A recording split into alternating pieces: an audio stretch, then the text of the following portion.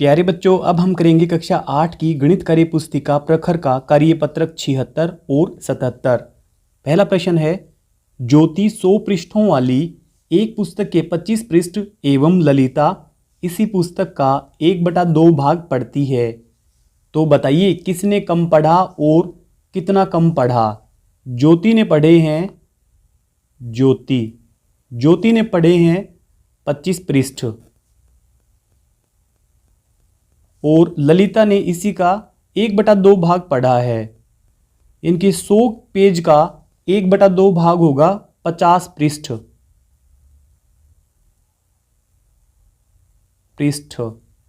तो यहां पे ज्योति ने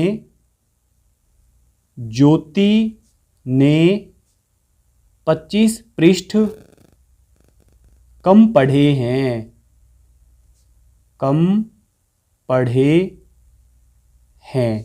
क्योंकि इन दोनों का अंतर है 25। फिर दूसरा, तन्मय को संतरों की एक टोकरी में से 5/7 भाग संतरे मिले, तो टोकरी में संतरों का कितना भाग शेष रहा। मान लो कुल भाग था 1, उसमें से तन्मय को मिल गए 5/7। तो अब हम तुल्य भिन्न बना लेते हैं इसकी 1/1 और यहाँ पे माइनस में रहेगा 5/7। इन दोनों का एलसीएम है 7। तो यहाँ पे 1 की गुणा हमने करी है 7 पे, तो इस 1 की गुणा भी करेंगे 7 पे, तो ऊपर आएगा 7।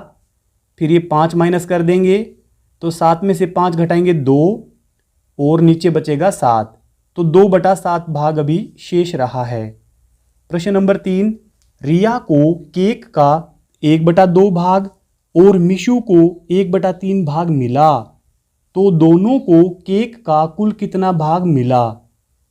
1/2 और 1/3 इन दोनों को हम जोड़ देंगे तो इन दोनों का एलसीएम होगा 6। तो यहाँ पे 2 की गुणा हमने करी 3 पे 6 बनाने के लिए, तो 1 की गुणा भी कर देंगे हम 3 पर, तो ऊपर आएगा 3। फिर यहाँ पे 3 की गुणा हमने करी 2 पे, तब हमारा 6 बना है। तो अब ऊपर वाले अंक की गुणा भी हम 2 पे कर देंगे, तो ऊपर आएगा 2, 3 और 2 5 और नीचे रहेगा 6। तो दोनों को केक का कुल कितना भाग मिला, तो दोनों को मिला 5/6। फिर चौथा प्रश्न है, मेरी बड़ी बहन ने एक तरबूज को 16 बराबर भागों में विभाजित किया। मैंने इसके 7 टुकड़े एवं मेरे मित्र ने 4 टुकड़े खा लिए। अब पहला, हम दोनों ने मिलकर कुल कितना तरबूज खाया। तो मैंने खाया इसमें 7/16 और मेरे मित्र ने खाया 4/16। तो इन दोनों को हम जोड़ देंगे, एलसीएम तो 16 ही रहेगा इसका। 7 + 4, तो 7 और 4 11, 11/16 भाग हमने खा लिया। मैंने अपने मित्र से कितना अधिक तरबूज खाया। तो मैंने खाया 7/16 भाग और मित्र ने खाया था 4/16 भाग, तो हम घटाव कर देंगे, एलसीएम तो सेम ही रहेगा यहाँ पे। अब 7 में से 4 घटा देंगे तो 3/16 भाग मैंने अधिक खाया है। कितना तरबूज शेष रह गया। तो माना वो कुल तरबूज था 1 भाग और यहाँ पे हमने खा लिए है 11/16 भाग। तो अब यहाँ पे एलसीएम लेंगे दोनों का, तो एलसीएम आएगा 16। 1 की गुणा करी हमने 16 पे, तब 16 आया। अब ऊपर भी हम 16 पे गुणा कर देंगे, तो यहाँ पे आएगा 16, फिर ये माइनस और फिर पीछे है 11। तो 16 में से 11 घटाएंगे, 5/16। प्रश्न नंबर 5 है, 80 विद्यार्थियों की एक कक्षा में कुल विद्यार्थियों की संख्या का 1/5 भाग अंग्रेजी, 2/5 भाग गणित और शेष विद्यार्थी विज्ञान पढ़ना पसंद करते हैं, तो बताइए। पहला, कितने विद्यार्थी अंग्रेजी पढ़ना पसंद करते हैं। तो अंग्रेजी पढ़ने वाले बच्चे हैं 1/5 भाग, 80 का 1/5। 5 से हम 80 को डिवाइड कर देंगे तो 16 पंजे 80 होता है, तो 16 बच्चे। फिर दूसरा है, कितने विद्यार्थी गणित पढ़ना पसंद करते हैं। तो 80 का 2/5 भाग, 2/5। 5 से इसको डिवाइड कर देंगे 80 को तो ये आएगा 16, 16 गुना 2, 16 दूनी 32। फिर है आगे, कुल विद्यार्थियों की संख्या का कितना भाग विज्ञान पढ़ना पसंद करता है। यहाँ पर बताया है शेष विद्यार्थी विज्ञान पढ़ना पसंद करते हैं। तो शेष विद्यार्थी यानी कि इन दोनों को घटाने के बाद 80 में से हम घटा देंगे 16 और फिर घटा देंगे 32। अब ये घटाने वाले कितने हो गए दोनों मिलाकर, 16 और 32, ये 48 हो गए। अब 80 में से 48 घटाएंगे तो ये बचेगा 32। फिर है छठा, हिताक्ष 6 सेंटीमीटर लंबाई वाली एक पट्टी को 3/2 सेंटीमीटर लंबाई वाली छोटी पट्टियों में काटता है। तो बताइए कितनी छोटी पट्टियां प्राप्त होंगी। 3/2 का अर्थ है 1 सही 1/2, इनकी 1.5 सेंटीमीटर।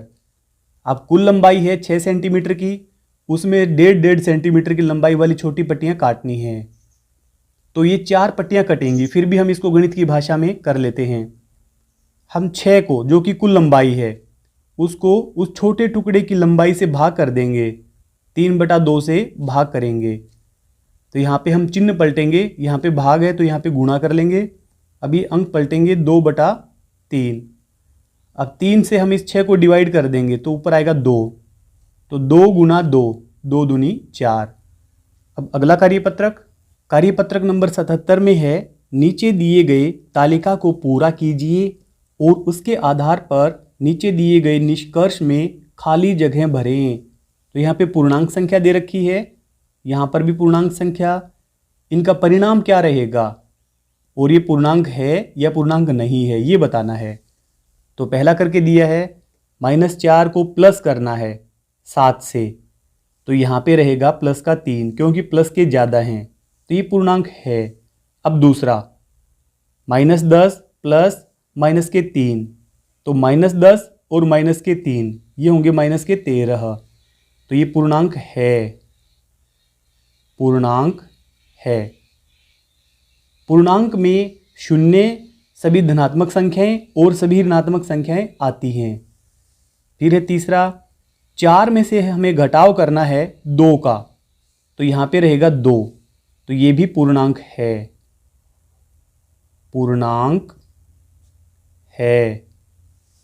फिर है अगला चौथा भाग, -27 में से घटाव करना है -11। जब हम ब्रैकेट को खोलेंगे बाहर माइनस होने के कारण अंदर का जो माइनस है वो प्लस में चला जाएगा। इनके 11 तो होंगे प्लस के और माइनस के होंगे 27, तो आंसर आएगा -16। तो ये पूर्णांक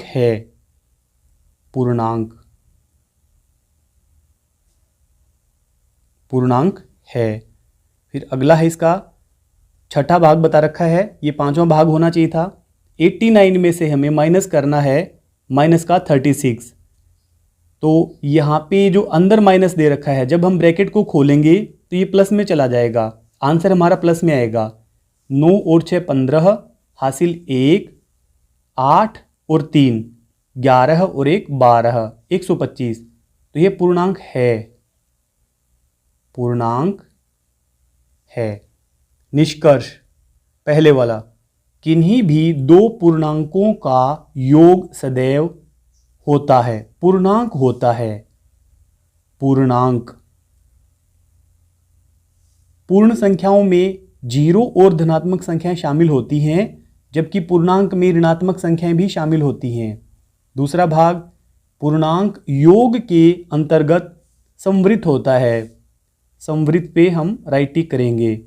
संवृत का अर्थ है अगर वह पूर्णांक है तो उसका आंसर पूर्णांक में ही आएगा, योग करेंगे तो।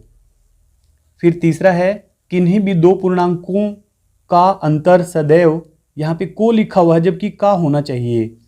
किन्हीं भी 2 पूर्णांकों का अंतर सदैव पूर्णांक होता है, तो यहाँ पर भी पूर्णांक आएगा।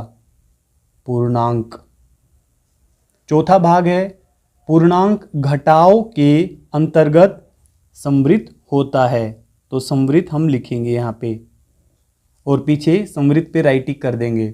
प्रश्न नंबर 2 है, नीचे दिए गए तालिका को पूरा कीजिए। तो यहाँ पे पूर्णांक दे रखे हैं हमें और फिर हमें घटाना है इन दोनों पूर्णांकों को और यहाँ पे क्रम बदल के घटाना है और फिर बताना है कि इसका परिणाम समान है कि असमान है।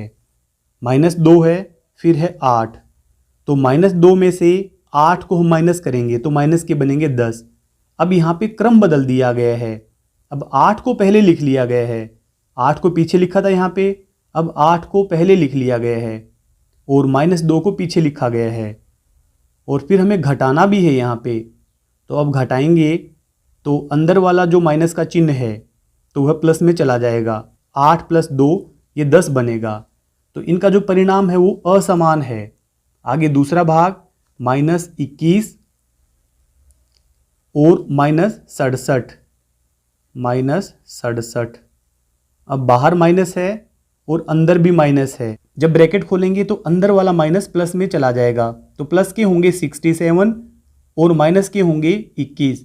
तो हमारा आंसर आएगा 7 में से 1 घटाएंगे 6 और 6 में से 2 घटाएंगे 4। तो ये 46 आएगा प्लस का। अब हम इसका क्रम बदल देंगे, -67 पहले लिखेंगे और फिर हम घटाएंगे भी, घटाओ फिर -21। अब यहाँ पे ये प्लस के हो गए 21 और माइनस के हैं 67। अब माइनस के ज़्यादा हैं, अंतर तो उतना ही आएगा 46। तो अब ये माइनस का आएगा अंतर यहाँ पे। तो जो इसका परिणाम है वो असमान है, असमान। तीसरा भाग 37 और -76। तो 37 में से हम घटाव करेंगे 76 का। अब यहाँ पे अंदर माइनस है, बाहर भी माइनस है, तो ये प्लस के होंगे दोनों। 7 और 6 13 हासिल 1, 7 और 3 10 और 1 11। प्लस के आए हैं 113। अब इनका क्रम बदल देंगे हम, -76 और पीछे है 37 और फिर हमें घटाना भी है इनको। तो आंसर तो आएगा 113 ही, परंतु अब ये माइनस का आएगा। तो इसका जो परिणाम है वो असमान है, असमान। प्रश्न नंबर 3, नीचे दिए गए कथन सत्य है अथवा असत्य, उस पर सही चिन्ह लगाएं। अब इसका पहला भाग है, किन्हीं भी दो पूर्णांकों का क्रम बदलकर योग करने पर उनका योगफल सदैव समान होता है। तो ये बात बिल्कुल सही है। जैसे 4 + 5 करें तो भी 9 आएगा। जो हमने 4 को पहले जोड़ा था उसको पीछे की तरफ जोड़ दें, इनके 5 + 4 करें तो भी 9 ही आंसर आएगा। फिर दूसरा, किन्हीं भी दो पूर्णांकों का क्रम बदलकर उनका घटाव करने पर उनका परिणाम समान होता है। तो ये असत्य है, घटाव में परिणाम समान नहीं होगा। फिर है तीसरा भाग, किन्हीं भी दो पूर्णांकों का क्रम बदलकर उनका घटाव करने पर उनका परिणाम असमान होगा। ये सत्य है। वीडियो के डिस्क्रिप्शन में आपको हिंदी, गणित और अंग्रेजी तीनों विषय की वर्कबुक के लिंक मिलेंगे। आप लिंक पर क्लिक करके पूरी वर्कबुक का हल एक साथ देख सकते हैं। अगर आपको हमारी वीडियो अच्छी लगती है तो चैनल को सब्सक्राइब जरूर कर लें। Thank you.